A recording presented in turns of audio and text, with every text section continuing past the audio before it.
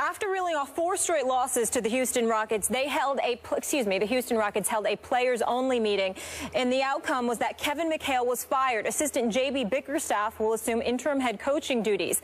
And in his first night on the job, the Rockets snapped their losing streak, beating the Blazers in overtime. Now, prior to the game, Mavs coach Rick Carlisle spoke out on the Mchale firing. I'm really shocked. It's just hard to believe that something like that could happen at this stage. And the guy took the team unexpectedly to the conference finals last year, and to have this happen after 11 games just preposterous is the only word I can come up with. Stephen A., now that we have more information on the firing, do you think Kevin Mchale being let go is a good thing? No, I don't. I think it's a shame. I think it's a travesty that he was let out of his job. I completely agree with Rick Carlisle, who's who's a conscientious individual when it comes to the coaching fraternity, particularly as the president of the Coaches Association. The work that he's done, how supportive he has been. There's a lot of guys that Rick Carlisle would not hesitate to speak up for, and accurately so, I might add. Brett Brown is another guy in Philadelphia. As perpetually as they have been losing, he's been put in a very untenable situation, and you need coaches to remind the public of some things that coaches go through which are no fault of their own. In the case of Kevin Mchale, let's be fair here. In some respects, there has always been leadership issues emanating out of Houston over the last 2 years. It was an argument that was made against them when they lost in the first round of Portland a couple of years ago. It was an argument about them up until they came back from a 3-1 deficit last year against the Clippers in the Western Conference semifinals. But this man should not have been fired. It's 11 games into the season, fresh off a trip to the Western Conference Finals. You don't fire a guy. A matter of fact, you're 10.5 months removed from giving him a 3-year extension. You talked about how he knows what it takes to win a championship, et cetera, et cetera. So obviously, it's not about Kevin Mchale. It's about the players. Now, before I get into Dwight Howard, which I am about to, since I heard from the Houston Rockets last night, let me say this. James Harden's defense has been deplorable. I agree. James Harden is a superstar talent. James Harden can drop 45 like he did last night on anybody. But his defensive effort last season was exceptionally better than it had been in previous seasons past. Right now, the way James Harden is playing basketball, I could drop 30 on him. I mean, that's how horrible he's playing defense right now. And I'll give you 20. I'd say 30. I'm talking about the way he plays defense right now. And it's because he's not trying. It's not because he can't play. James Harden can do what he wants on the basketball court. And he can be a pretty good defensive player when he wants to be and when he's motivated. But the effort is glaring on the defensive side of the ball. So in that regard, their 4-game losing streak before last night isn't totally on Dwight Howard's shoulders. I think people once again misconstrued what I said when you asked me, who do I blame most? I didn't say he was the only one, but to answer the question was, who do you blame most? It's Dwight Howard, and I still blame Dwight Howard. Here's why. Dwight Howard, 17 points, 11.6 rebounds. You know, since he's been in Houston in the playoffs, the average is at 18.9 and 13.9 rebounds. We know that the numbers are something that Dwight Howard will always get because he's too good not to and he's too formidable not to. What I'm addressing is leadership. What I'm addressing is impact. And whether it's because he's not getting the ball enough, whether it's because the environment is a bit too lax, whatever the reason is, Dwight Howard isn't the Dwight Howard that he was those years in Orlando, Skip. Yep. He wasn't even though to a lesser degree in L.A., he was still impactful. When Dwight Howard did something, it made a difference. That doesn't seem to be the case in Houston. That's all I was saying about that. The reasons could be a multitude of things. But in the end, here is what it comes down to. I challenge anybody, and I'm not going to mention the person with the Houston Rockets, you know, really good person. They weren't sitting there, very respectful. They were just sending me numbers about Dwight Howard. That's all they did. They didn't do anything wrong. But they're coming to the defense of their own player. All I'm saying in response is this. I challenge any Houston Rockets fan in this nation I challenge anybody in the city of Houston. I challenge anybody in that organization to tell me that if Dwight Howard was as ferocious and as impactful as he was when he was in Orlando, is Mchale still the head coach of this team? I'd say he is. That's the point, because Mchale is a big man's coach. Mchale was supposed to be somebody assisting and helping him evolve more as a basketball player, not be the same guy or a tad bit less than what he was. His health has something to do with it, because Dwight Howard isn't 100% healthy. Don't get me wrong.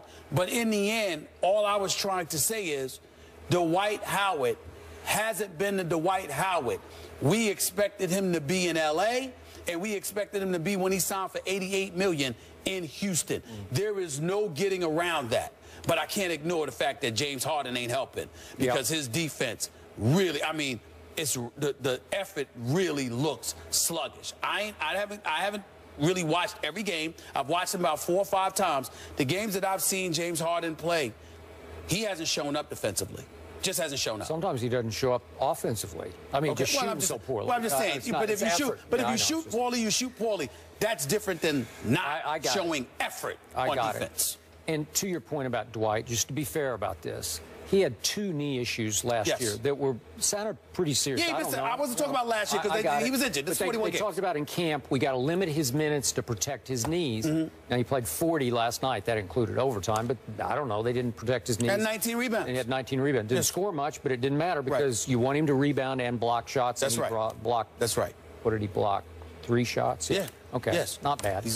Okay. I want to make the point right now that this team is not out of the woods because it won or stole that game at home last night. You realize they were down 15 going to the 4th quarter. And all credit to James Harden and to Corey Brewer, because they stepped up in the 4th quarter with 17 and 13 points respectively. But you know what happened at the end of regulation? It took an extremely, if we could see that, ill-advised pass cross court from James Harden on the fly. Look at this. I mean, that should have been intercepted, and Corey Brewer just catches it on the fly and just flings it from 3, and it goes in, and that forces overtime at the buzzer, okay? So that's a little lucky. That was a minor miracle, very lucky. So, but they did pull it off, so now there's a feel-goodness coming back to this team. I did like what Kelvin Sampson told the Houston Chronicle, obviously an ex-Rockets assistant, now coaching the University of Houston, and he predicted, knowing this team as well as he does, they will go on a run now to either show that Kevin wasn't the reason that they weren't playing, or to show that he was. You know, one way or the other, they're going to react to this in a positive manner. So I'm going to put the responsibility on the man who took it at the press conference yesterday. We haven't talked about him, but Les Alexander owns this team, and he said at the press conference, I've never seen my team play as poorly and with less effort. Now, again, this is through 11 games. You know, it's okay, but he's saying never. You know, he's never seen his team. He interjects, but I'm not attributing that to the coach. I just had to do something. So this is a classic case of you can't fire the players, so fire the coach. You have panicked. This is pure early season panic. And to Rick Carlisle's point, it was preposterous. To your point, it was a travesty. I don't get it. I've never trusted this team's basketball character. That's just me. Deep down, whatever this team is made of, as it revolves around its superstars, I don't love it. And I think Kevin Mchale actually did a lot to help that, to give them some credibility on the bench of a Hall of Fame player who's been a pretty good coach. And by the way, I do expect Kevin to wind up back with the T-Wolves, where he's from Minneapolis, played at University, or not from there, but he's from the state. Yes. Hibbing, actually, but he played at the University of Minnesota. And, he was coach for a couple times. So I expect him to go back, and I expect him to be successful wherever he goes, because he's a really good coach. I don't expect him to go back and coach in Minnesota. Let Sam Mitchell, the former coach of the year in the NBA, get a chance. He'll be involved. Be involved in some other capacity. Not the GM, though, because we didn't do that great of a job as a GM. He was actually a better coach than the GM, but that's beside the point. I will say to you, I totally agree with you about maybe that's what it is. when we're talking about this team. Maybe it's the character of the team. Because, again, when you're 3 years in with these guys and you're still looking for leadership inside that locker room, you would think James Harden is, but they're saying no, no, no, that he's feeling himself or whatever. I'm not going to accuse him of that because I don't know that. But I will tell you that's what folks were saying yesterday. There was a story about how he's been aloof with his teammates. Yes. So you got that going on. With Dwight Howard, I'm thinking about only 5 shots last night in 40 minutes. How does Dwight Howard only get 5 shots? And so when you look at it from that perspective, maybe that's involved in it or what have you. He's not being, paid attention to enough. He's not getting enough touches. Whatever the case may be, when I say blame, I'm not saying it like, oh, my goodness, he sabotaged Kevin McHale. I'm saying that whether it's due to health or something else, Dwight Howard doesn't seem like Dwight Howard. And that has a lot to do with what impacts Kevin McHale, because if Dwight Howard was what he was supposed to be when he arrived from Orlando, this team continues on successfully. It's just that simple. It is. And maybe, again, maybe we point to what Kobe and them alluded to when they talked about Dwight. Or, Dwight's attitude like, the sun will shine tomorrow. It's beautiful here in Texas. People love me. I love them. I'm paying no state income tax while I'm getting this money. Like I was paying the 12.3% state income tax in L.A. I'm good. I'm good. Life is fine. The sun will shine tomorrow. Well, guess what? When you playing with dudes that want to win, that doesn't help you. You can't. Even though, literally speaking, you're going to get beyond it and move forward, you literally cannot have the attitude that, life will be fine, so what, I lost the game. It's got to really kill you. I agree. And it never looks like it kills Dwight Howard. So there were some suggestions in the Houston media that Kevin McHale had lost the locker room. I don't know how you lose it in 11 games after you finished second in the West last year in record and in the playoffs, right? Well, how do you lose it in 11, and why wouldn't the owner give you a chance to win back the locker room? There was a meeting, and it was supposed to be a players-only meeting where nothing was going to get revealed, and I saw 3 different stories. 3 different stories with multiple sources. So clearly there were individuals inside that meeting who wanted the information to get out that they were not vibing with Kevin McHale. So there's but they were also not vibing with James Harden from those reports, right? Whether you want to sit there and say James Harden, because I'm certainly not going to put this part on Dwight Howard, but the point is that the team itself, as players, got Kevin McHale fired. I agree. Simple as that. In the end. In the end, that's what they did. They got him fired because they had that meeting. James Harden was 5th in player efficiency last season. He is 23rd now. Coming up next, is President Barack Obama a bad man? He seems to think so. We'll explain his comments when we come back. I can't wait for this topic. I mean, this is unbelievable. You need to show him more respect.